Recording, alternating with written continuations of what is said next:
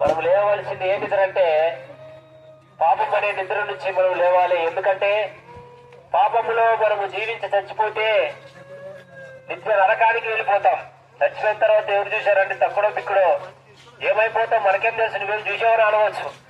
కానీ మోక్ష నరకాలు సృష్టించిన సమస్త మానవాళ్ళు సృష్టించిన ప్రభువైన యేసుక్రీస్తు, సమస్త లోకాన్ని సమస్తాన్ని సృష్టించిన ప్రభువైన యేసుక్రీస్తు మోక్ష నరకాలను గురించి ఆయన ప్రబోధం చేశాడు.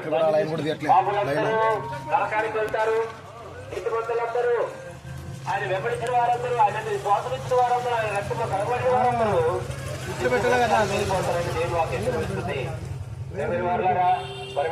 రక్షణ ఎందుకు అవసరమైతే మనమందరం పాపమై ఉన్నాం. పాపమనగా అతిక్రమించడమే, ఆజ్ఞ అతిక్రమే పాపము అని దేవుడు వాక్యం సెలవిస్తుంది. కనుక విషయాన్ని మనం గమనిద్దాం. దేవుడి ఆజ్ఞను అతిక్రమించడం అంటే దేవుడు చెప్పిన మాటలను, దేవుడు మనకు విధించిన విధి కట్టడలు, నిర్ణయ దేవుడి యొక్క పద్ధతులను మనం అతిక్రమించడమే. దేవుడికి విరోధంగా, దేవుడికి అయిష్టులుగా, అయోగ్యులుగా బ్రతకడమే పాపం. మనమందరం ఆ రీతిగా బ్రతికిన్నాం కనుక మనకందరికీ మరణము దేవుడు విధించున్నాడు.